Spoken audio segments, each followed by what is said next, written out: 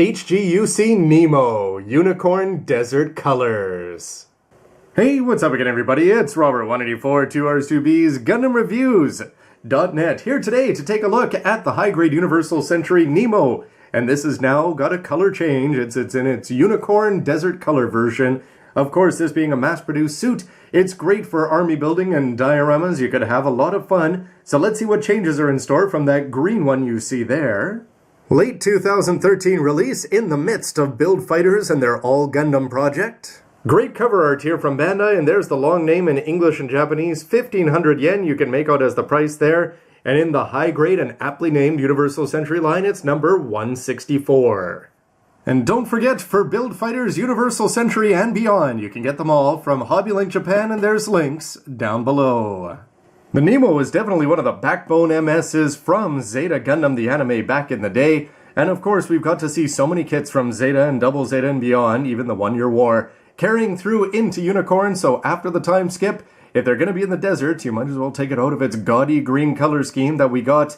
This kit also came out in early 2013 and sells for the same price of 1,500 yen, but we've seen master grade versions of the green one a long time ago. Took a long time for us to get the HGUC, but we can get MGs in all the colors now, but HG is that perfect sweet spot in terms of price and army building capable. With the box tours showing practically identical as you get to see them there, outside of the obvious change in the color scheme, some information about them, and I've got to say, I like both of the cover art for these. And here you can see just some nice clean cover art down there, as befitting everything that we've seen from Unicorn. Different poses are shown off here, although both can go aerial of course. Some of the focus here is going to be on the marking seals. Lots of different hands you're getting for both kits. They are going to have lots of colors. You'll see that they're going to be coming from seals though, but for weapons, that's the big one.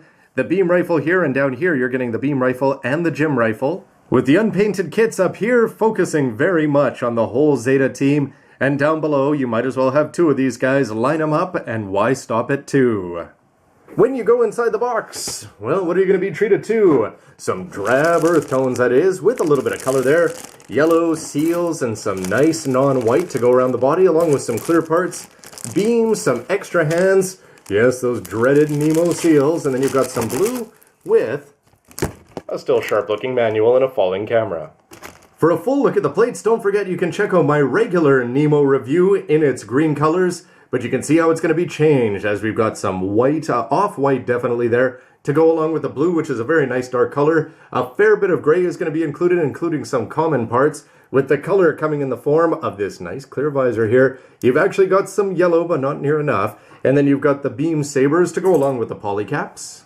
When you look carefully at the plates, it's going to be the C plate that gets all the attention, because of a single corner up there. If you check it out, you've got a beam rifle. Looks a lot smaller. I would have said spray gun or something like that. But 4 new parts. That is what is going to set aside the Unicorn timeline from the Zeta timeline in terms of what a Nemo can actually pull off in terms of weaponry. Here's the regular seals, and you can see down there that it is listed as being custom for the desert color version from UC. And of course, I complained before about the large amount of seals here and the lack of plastic colors. When you see that much red, Bandai, maybe you could give us a teeny tiny plate, you'd think.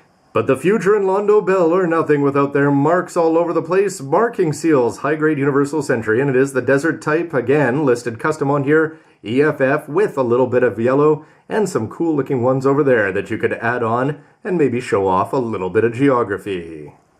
The cover is looking very sharp here, painted by a pro. Beam rifle, gym rifle, Vulcan's beam sabers, and shield as the regular armament. And for the color splash pages inside, it's great that they're showing off the boosters back there, sealed though they are. Some shots from the actual anime itself, and the big shield extended there with the focus on both again.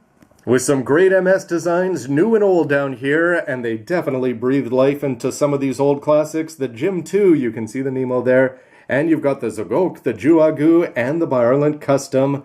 Lots of fun. The manual is going to be straightforward outside of the annoyance of seeing all of those different seals that need to be put on. And once you put together one weapon than the other, then again, you don't necessarily need a new manual to figure that one out.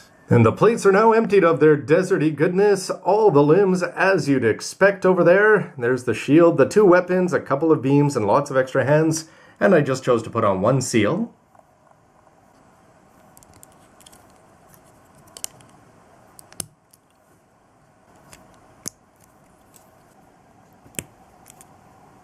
With the highlight being the new rifle here, which is going to fit in well, as they've both got pegs that fit nicely into the gray manipulators. And when he's all put together, despite the fact that I'm not much of a grunt builder in terms of army building, especially for the Federation, but this guy comes across as looking pretty sharp, and a big reason for that is that he's going to be going back to the classic, almost gym colors. The bright green is definitely going to make the Nemo stand out here, and if you don't go back to the old baby blue green that we saw in the gyms, we've just seen so many different ones over the years in 0083 and things like that, with a white and a blue color scheme, so I think this is going to be fitting in quite nicely. And I wouldn't necessarily say it's going to be desert fit though, as it doesn't quite scream desert brown there, but it's definitely going to be more along the lines of the Easy 8 in terms of coloring. And if you like the original Jim, whose review you can still see on my channel in gundamreviews.net, you can see all sorts of the details about the parts and the actual posing. But if you like this one, I think you'll like this one in its more simple color scheme. Unless you just really love the mid-80s and Zeta Gundam and his color scheme here, you are going to have the choices there of putting on different colors up for the jewel on the top, but overall the lining is going to be looking really good, and the little differences I just put on the seal over there. EFF, I think this guy is going to be looking pretty cool, and again, perfect for those whole army builds. And for just a quick look around, the seals, though I lament them every time I unbox, they do actually add a lot of color inside, and the details like the silver and the green, everything there is going to be looking good, and the vents actually came out here pretty well, and I'm a fan of the way the gray is going to be providing the cheeks and ears there, as opposed to the blue. Not that it looks bad on the old one, but it's neat that they've actually got the color difference reflected here. Overall, I think Bandai did a lot of things right with this. The white color scheme is going to be great if you want to paint it or mod it up yourself, desert or not. It definitely provides a nice base and a link back to the gyms and sort of something in between the classic and then again the classic Nemos. The classic gyms looking good. Great color assortment when you take out the parts. Just wish that there was some actual red in there, as there are too many red seals. However, they do look good, and the details that are built into the chest and the head are going to be a plus. And the fact that they went to the trouble, I guess that they went to the trouble of omitting this on the original Nemo, but the fact they're going to be throwing it in does sort of represent the fact that things have changed between Zeta and Unicorn. And this guy is going to be a good reflection of that. And for you EFF grunt builders, this guy is going to be a lot of fun. And I'd love to hear your thoughts on how many people like the original MG Nemo, how many people like the recolors in Master Grade form, and how many you would be buying in HGUC, and what other recolor possibilities there are. Anyway, everybody, thanks for watching, and stick around for lots more news, reviews, and everything else you can use. See ya. How about a Build Nemo Mark II?